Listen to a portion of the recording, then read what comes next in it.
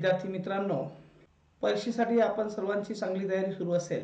चांगल्या प्रकारे अभ्यास केल्यानंतरही बरेचदा आपल्याला पाहिजे तसे मनात परीक्षेत मिळवता येत नाही. याचं एक महत्त्वाचं कारण म्हणजे वेळेचा नियोजनाची कमतरता. बरेचदा असं होतं की आपण खूप सारा अभ्यास केलेला असतो, पण आपल्याला परीक्षेत पेपर लिहित असताना प्रश्नांसाठी लागणारा वेळ याचं नियोजन करता न आल्यामुळे सर्व प्रश्न आपण सोडवू शकत नाही आणि त्यामुळे आपल्याला प्रश्नांची उत्तरं येत असून सुद्धा आपल्याला वेळ कमी पडल्यामुळे पाहिजे तेवढे मार्क्स मिळू शकत नाही. तेव्हा अभ्यास पूर्ण झाल्यानंतर एका विशिष्ट वेळेच्या आत, ठराविक वेळेच्या आत आपल्याला संपूर्ण पेपर लिहिणे अत्यावश्यक ठरते. तेव्हा इथे या व्हिडिओमध्ये सांगितलेल्या नियोजनानुसार आपण कृतीपत्रिका सोडविण्याचं नियोजन केलं पाहिजे, जेणेकरून संपूर्ण प्रश्न, संपूर्ण कृतीपत्रिका ठराविक वेळेमध्ये आपल्याला यशस्वीरित्या पूर्ण लिहिता येईल आणि अधिकाधिक मार्क्स आपल्याला तिथे मिळतील. तेव्हा वेळेचे नियोजन आपल्याला इथे पाहायचे आहेत. बघा, time management for English paper class 12 section 1 prose lesson. मित्रांनो, सेक्शन 1 मध्ये आपल्याला जे अभ्यासाला 8 लेसन्स आहेत, यापैकी एका लेसनवर आधारित question first A scene extract येतो, ज्यामध्ये एकूण 6 ऍक्टिव्हिटीज असतात आणि या 6 ऍक्टिव्हिटी सोडवण्यासाठी आपल्याला साधारणतः 16 मिनिटात ह्या ऍक्टिव्हिटीज पूर्ण करायच्या आहेत. त्यानंतर क्वेश्चन 1B लँग्वेज स्टडी, यामध्ये एकूण 4 ऍक्टिव्हिटीज विचारण्यात येतात आणि ह्या 4 ऍक्टिव्हिटीज आपल्याला 6 मिनिटात कंप्लीट करायचे आहे, पूर्ण करायचे आहेत. 16 अधिक 6 टोटल 22 मिनिटांमध्ये ह्या ऍक्टिव्हिटी पूर्ण व्हायला पाहिजेत. त्यानंतर क्वेश्चन 2A अनसीन एक्स्ट्रॅक्ट, न पाहिलेल्या परिच्छेदावर आधारित इथे आपल्याला ह्या ऍक्टिव्हिटी येतात आणि वरील प्रश्नाप्रमाणेच यामध्ये देखील एकूण 6 ऍक्टिव्हिटीज असतात आणि या 6 ऍक्टिव्हिटीज सोडवण्यासाठी अनसीन परिच्छेद असल्यामुळे आपल्याला ओळखायला किंवा त्या समजून घ्यायला थोडा वेळ लागतो आणि म्हणून वरील प्रश्नांच्या तुलनेत इथे 4 मिनिट एक्स्ट्रा आपण दिलेले आहेत. 20 मिनिटांमध्ये हा प्रश्न आपला पूर्ण व्हायलाच पाहिजे. यामध्ये 6 ऍक्टिव्हिटीज आहेत आणि साधारणतः 3 मिनिटांमध्ये एक ऍक्टिव्हिटी, याप्रमाणे आपल्याला हे कंप्लीट करायचं आहे. त्यानंतर question 2B summary writing. Summary writing ही ऍक्टिव्हिटी देखील अनसीन एक्स्ट्रॅक्टवर आधारित असल्यामुळे आपल्याला ऑलरेडी त्याचं वाचन झालेलं असतं आणि म्हणून इथे 10 मिनिटात आपल्याला ती ऍक्टिव्हिटी पूर्ण करायची आहे. लक्षात असू द्या, समरी रायटिंग करत असताना टायटल देणे अत्यंत गरजेचं आहे. त्याच्यानंतर क्वेश्चन 2C माइंड मॅपिंग, यामध्ये तुम्हाला एक टॉपिक दिलेला असतो, विषय, आणि त्या विषयाला अनुसरून पॉइंट्स काढावे लागतात आणि पॉइंट्स काढून मग त्या पॉइंट्सची मांडणी आपल्याला डायग्राम मध्ये करायची असते. हे आपण लक्षात ठेवायचं आहे. तर याला 5 मिनिटं साधारणतः पॉइंट्स काढायला आणि 5 मिनिटं डायग्राम मध्ये त्याला अरेंज करायला आपल्याला लागू शकतात आणि म्हणून 10 मिनिटात ही ऍक्टिव्हिटी पूर्ण करायची आहे. याप्रमाणे 20 अधिक 10 अधिक 10 असे टोटल 40 मिनिट्स, 40 मिनिटात हा प्रश्न पूर्ण व्हायलाच पाहिजे. त्यानंतर सेक्शन 2 पोएट्री सेक्शन आहे.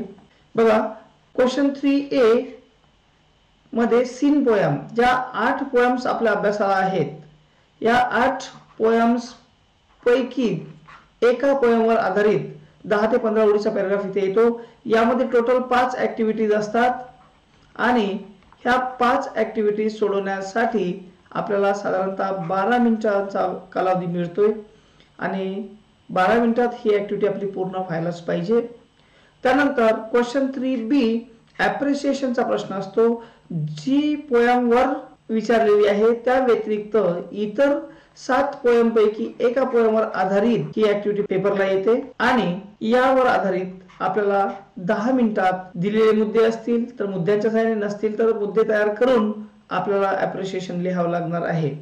तेव्हा 10 मिनिटात 5 ते 6 पॉइंट्स मध्ये आपल्याला हे ॲप्रिसिएशन लिहायचं आहे. याप्रमाणे 12 अधिक 10 22 मिनिटांचा कालावधी आपण हा प्रश्न सोडवण्यासाठी देणार आहोत. त्यानंतर सेक्शन 3 रायटिंग स्किल, यामध्ये क्वेश्चन 4 अंतर्गत एकूण A, B, C, D असे 4 सब क्वेश्चन्स असणार आहेत आणि या प्रत्येक सब क्वेश्चन मध्ये 3 पर्याय असणार आहे, म्हणजे 3 प्रश्न असणार आहे. या 3 पैकी एक प्रश्न आपल्याला लिहायचा असणार आहे. तेव्हा एक रायटिंग स्किल लिहायला जवळपास आपल्याला 13 मिनिटाचा कालावधी 13 मिनिट्स घ्यायचे आहेत. क्वेश्चन 4B मध्ये सुद्धा ईमेल, रिपोर्ट आणि इंटरव्ह्यू क्वेश्चन्स या 3 पैकी एक लिहिण्यासाठी 13 मिनिट्स आपल्याला मिळणार आहेत. त्यानंतर क्वेश्चन 4C मध्ये स्पीच, कॉम्पेअरिंग आणि एक्सपान्शन ऑफ आयडियाज यापैकी एक लिहिण्यासाठी पुन्हा 13 मिनिट्स आणि क्वेश्चन 4D रिव्ह्यू, ब्लॉग आणि अपील यापैकी एक रायटिंग स्किल लिहिण्यासाठी सुद्धा 13 मिनिट्स. याप्रमाणे 13 + 13 + 13 + 13 = 52 मिनिट्स, 52 मिनिटं आपल्याला रायटिंग स्किल सेक्शनला द्यायचे आहे. 16 गुणांचा हा सेक्शन आहे आणि यामध्ये थोडं जास्त लिहावं लागतं. रायटिंग स्किल सेक्शन मध्ये लिखाणाला थोडंसं वाव असल्यामुळे आपले स्किल तिथे फार महत्वाचे आहे आणि म्हणून याला थोडा वेळ लागतोय आणि म्हणून आपण 52 मिनिटं हे या प्रश्नाला देणार आहोत. त्यानंतर आहे section 4 literary genre novel. Novel या विभागावर आधारित आपल्याला एकूण 4 प्रश्न पुन्हा सोडवायचे आहेत.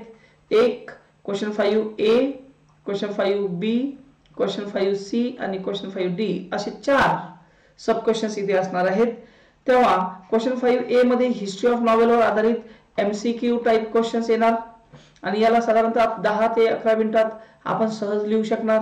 त्यानंतर क्वेश्चन 5B मध्ये टू सर्व विथ लव या नॉवेलवर आधारित एलिमेंटला अनुसरून नॉवेलचे जे 6 एलिमेंट्स आहेत त्या 6 पैकी 2 एलिमेंटला अनुसरून इथे 2 सब क्वेश्चन्स येणार आणि या क्वेश्चनला देखील आपण 5.5 मिनिटात म्हणजे साधारणतः 5 ते 6 मिनिटात म्हणजे 11 मिनिटांमध्ये हे कंप्लीट करायचं आहे.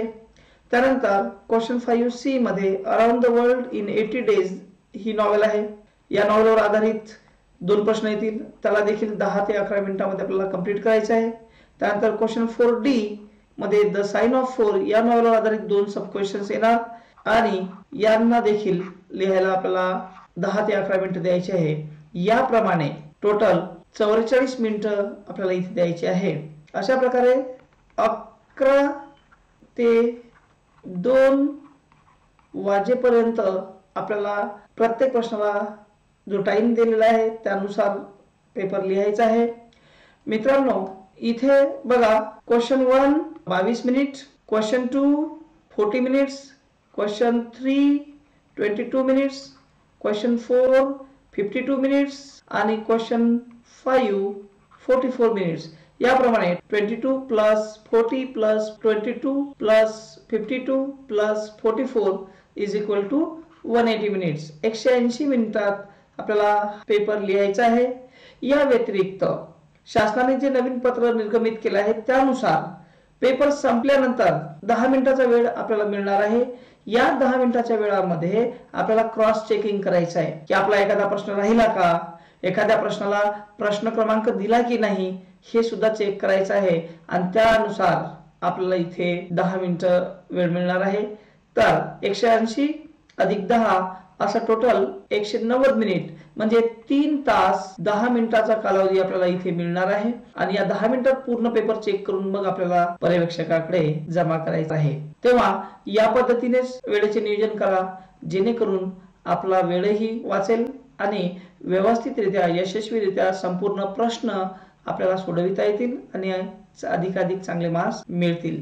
मित्रांनो, please note that the above time management is just a guideline for the students to manage their time during the exam. हे जे वेळेचं नियोजन आपण केलेलं आहे हे आपल्यासाठी फक्त गाइडलाइन्स आहेत. एखाद्या विद्यार्थ्याच्या स्पीड नुसार, ॲबिलिटी नुसार थोडंसं ते कमी जास्त होऊ शकतं. Every person has different ability and speed of writing so they can manage as per their speed of writing. प्रत्येक व्यक्तीचा वेगवेगळी लिहिण्याची स्पीड, लिखाणाची जी स्पीड आहे हे कमी अधिक असू शकते. तेव्हा प्रत्येकाने आपल्या स्पीडनुसार टाइम मॅनेजमेंट केलं पाहिजे. This is not the final time management. Every students can plan their own. आणि हे काही फायनल टाइम मॅनेजमेंट नाही की एवढाच वेळ दिला पाहिजे, असे काही बोर्डाचे कुठले निर्देश नाहीत. पण साधारणपणे एवढा वेळ आपण द्यायला पाहिजे असं मला वाटतं आणि म्हणून आपण स्वतःचंही नियोजन करू शकता, तुमचा स्पीड किती आहे त्यानुसार प्रश्नाला कमी अधिक थोडाफार वेळ देता येऊ शकते, पण साधारणपणे एवढा कालावधी देणे अपेक्षित आहे. Based on their strong and weak areas, आपल्या क्षमतेनुसार आपण कमी अधिक त्याला टाइम देऊ शकतो. Take care that you have covered all the questions within time, की तुम्ही एक काळजी करायची आहे की वेळेच्या आत सर्व प्रश्न लिहिले गेले की नाही याची काळजी घ्यायची आहे आणि सर्व प्रश्न लिहायचे आहेत. Don't forget the cross check the answers you have written before you submit the answers. तुमची उत्तरपत्रिका पर्यवेक्षकाकडे जमा करण्याआधी क्रॉस चेकिंग करायचे हे विसरता कामा नये, की तुम्ही प्रश्नांना क्रमांक दिले की नाही, व्यवस्थित सर्व प्रश्न लिहिले की नाही हे चेक करायचंच आहे. त्याकरता 10 मिनिटाचा जो शेवटचा कालावधी आहे 2 वाजताच्या नंतर 2:10 पर्यंतचा, यामध्ये हे सगळं चेक करायचं आहे. एखादी छोटीशी ऍक्टिव्हिटी लिहायची राहिली असेल तर ती सुद्धा लिहून घ्यायची आहे. यानंतर परीक्षेच्या संदर्भात तुमच्यासाठी काही सूचना आहेत, ह्या सूचना देखील तुम्ही लक्षात घ्यायच्या आहे. Instruction number 1, each activity has to be answered in complete sentence or sentences. प्रत्येक ऍक्टिव्हिटी ही तुम्ही कंप्लीट सेंटेन्स मध्ये सोडवली पाहिजे. Answer written in only one word will not be given complete credit. की एखादा शब्द देऊन उत्तर लिहिलं असेल तर त्याला पूर्ण मार्क दिले जाणार नाही. Only the correct activity number written in case of option will not be given any credit. एखाद्या वेळेला तुम्हाला ऑप्शन दिले असेल एखाद्या ऍक्टिव्हिटी मध्ये तर ते ऑप्शनचे फक्त नंबर दिले असेल तर त्याला मार्क मिळणार नाहीत. तिथे तुम्हाला ते ऑप्शन नंबर सोबत पूर्ण वाक्य पण लिहावं लागणार आहे, तरच त्याला मार्क्स मिळतील. त्यानंतरची सूचना आहे web diagrams, flow charts, tables etcetera are to be presented exactly as they are with answers. की ज्याप्रमाणे एखादी वेब डायग्राम किंवा एखादा फ्लो चार्ट किंवा टेबल काढून दिला असेल प्रश्नपत्रिकेमध्ये तसाच्या तसा तुम्हाला एक्झॅक्टली पेपरवर तयार करायचा आहे आणि त्यामध्ये उत्तर लिहायची आहे, हे तुम्ही लक्षात घ्या. नुसते पॉइंट्स उत्तर शोधून जर लिहिले तर त्याला मार्क्स दिले जाणार नाही. म्हणजे डायग्राम जिथे कुठे दिले असतील त्या काढणे आवश्यक आहे. त्यानंतरची सूचना आहे in point 2 above only the words written without the presence of activity format design will not be given credit. की जिथे ऍक्टिव्हिटी जी दिलेली असेल डायग्रामची तर ती डायग्राम न काढता फक्त शब्द जर तुम्ही लिहिले असतील तर त्याला मार्क्स दिले जाणार नाही. डायग्राम काढणे अनिवार्य आहे. ही सूचना फार महत्वाची आहे, लक्षात ठेवा. Use of colour pen, pencil etcetera is not allowed. रंगीत पेन वापरणे याची परवानगी नाही. Only blue or black pens are allowed. फक्त काळा किंवा निळ्या शाईचाच पेन तुम्ही वापरला पाहिजे. दुसरा कुठल्याही कलरचा पेन तुम्ही तिथे वापरता कामा नये. नंतरची सूचना आहे multiple answers to the same activity will be treated as wrong and will not be given any credit. बऱ्याचदा मुलांना सवय असते की एकापेक्षा जास्त ठिकाणी जास्त उत्तर लिहून ठेवणे. की समजा ट्रू आणि फॉल्स आहे तर एकच वाक्य, एक पर्याय ट्रू आणि दुसरं पुन्हा तेच वाक्य आणि पुन्हा त्याचं फॉल्स असं लिहून ठेवतात. म्हणजे दोनपैकी एक तर करेक्ट येणारच आहे. अशा पद्धतीने मुलं लिहितात. पण लक्षात घ्या अशा प्रकारची जर उत्तर लिहिली तर यानंतर कुठलेही मार्क्स दिले जाणार नाही. तेव्हा सोडवत असताना आपण काळजी करायची आहे की ज्या ऍक्टिव्हिटीज दिल्या जातील किंवा जे आपण लिहितोय ते पुन्हा पुन्हा लिहिता कामा नये. एकदाच लिहा आणि अचूक लिहा. त्यानंतरची सूचना आहे maintain the sequence of sections, questions, numbers, activities through out the activity sheet. बरेचदा काय होतं की मुलं लिहित असताना क्वेश्चन 1 ऍक्टिव्हिटी 1 इकडे आणि मग तिसऱ्या चौथ्या पानावर पुन्हा क्वेश्चन 1 ऍक्टिव्हिटी 3 तिकडे असं होते. तर एक लक्षात घ्या जिथे तुम्ही क्वेश्चन सुरू केला असेल तिथे तो क्वेश्चन लिहायचा आणि त्या क्वेश्चन मधल्या सगळ्या ऍक्टिव्हिटी 1, 2, 3, 4, 5 ज्या काही ऍक्टिव्हिटी आहेत त्या सर्व ऍक्टिव्हिटी तुम्ही एकाच जागेवर लिहिल्या पाहिजेत. वेगवेगळ्या ठिकाणी लिहिता कामा नये. त्या सर्व ऍक्टिव्हिटी एकाखाली एक आल्या पाहिजे. नंतरच पुढचा क्वेश्चन स्टार्ट करायचा. एखाद्या प्रश्नाचं उत्तर येत नाही त्यासाठी पाहिजे तेवढी अपेक्षेनुसार जागा सोडून द्या, नंतर लिहा. परंतु ऍक्टिव्हिटी खालीवर करायच्या नाही. क्वेश्चन 1 स्टार्ट केला तर 1 संपेपर्यंत थांबायचं नाही. क्वेश्चन 2 स्टार्ट केला असेल तर 2 मधल्या सगळ्या ऍक्टिव्हिटी सोडवायच्या. क्वेश्चन 3 स्टार्ट केला असेल तर क्वेश्चन 3 मधल्या सगळ्या ऍक्टिव्हिटी कंटिन्यू सोडवायच्या. खालीवर ऍक्टिव्हिटी करायच्या नाही, हे सुद्धा आपण लक्षात घेतलं पाहिजे.